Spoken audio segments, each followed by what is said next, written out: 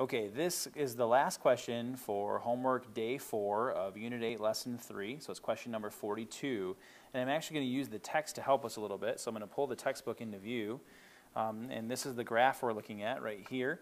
And we're told to consider the graphs f of x and g of x. G of x is the blue one, f of x is the green line. The two graphs intersect at the points negative 2, 0 and 5, 7. So the first question we're asked is for what values of x is f of x less than, or subtract f of x minus g of x less than 0. Well, maybe you can't figure that out by the subtraction here, but one thing you could do is if you added gx to the other side, it would be the same question be asking, where is f of x less than g of x? Well, f of x is this value in green. In between the 2 points, we see that g of x is actually less than f of x. Not what this says. We want f of x less than g of x. So we look to the left of the intersection point.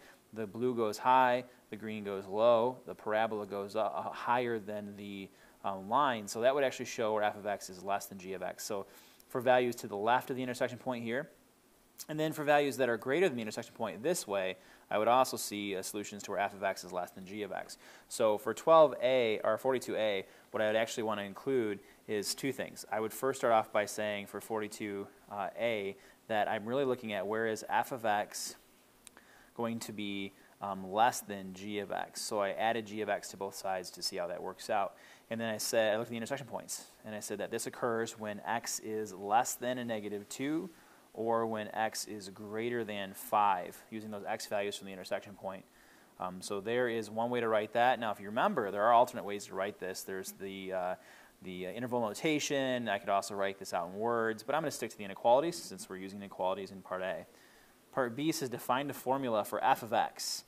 Well, f of x is a line, and it's a line that goes through those 2 points, negative 2, 0, and 5, 7. So I could go ahead and write an equation for a line using b, where m is the slope.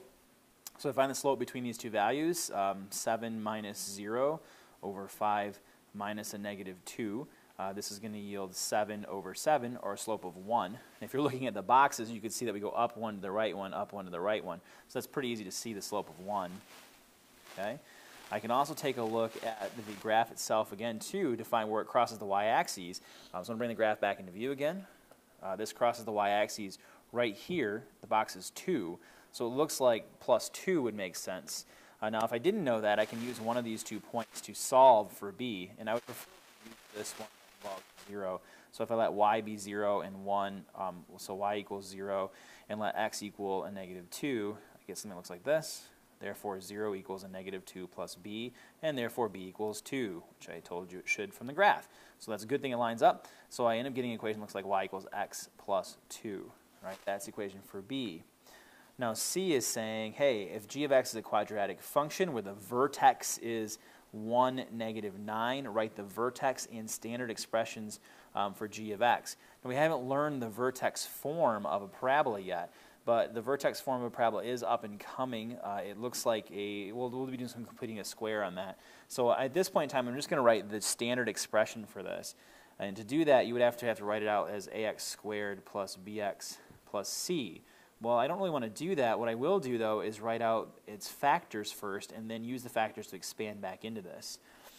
So what I'm going to do first is realize that on the graph, this graph intersects the x-axis, the blue one again, intersects at negative 2 and at 4, 0. So I'm going to write this out as the factors are opposite the zeros. So if I know one of the factors is negative 2 or the 0 is negative 2, that means my factor has to read x plus 2.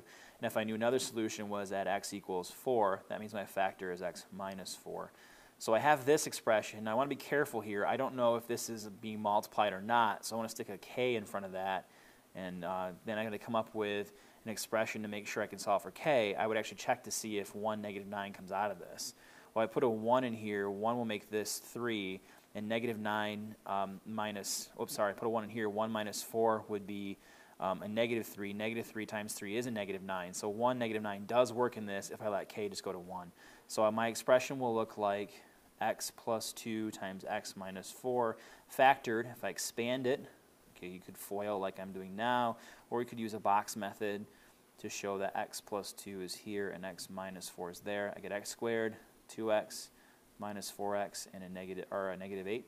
This yields x squared minus 2x minus 8 is the standard form of this. All right, and we'll get back to the vertex form when we learn that in the next unit. So I'll not put the vertex form in for now. And then part D says, what is the degree of each of the following? Hey, we haven't talked about degree yet either, but if I look at ax squared plus bx plus c, I'll give you a quick preview. The power, the highest power on any part of the polynomial function here is the degree of the function. So I would say all quadratics are degree 2. So if I look at what f of x times g of x is going to be, we're talking about multiplying x plus 2 times x squared minus 2x minus 8. I don't have to actually find this formula to know that x times x squared is going to yield an x to the third, which will be the highest power here. So I would say this is degree 3.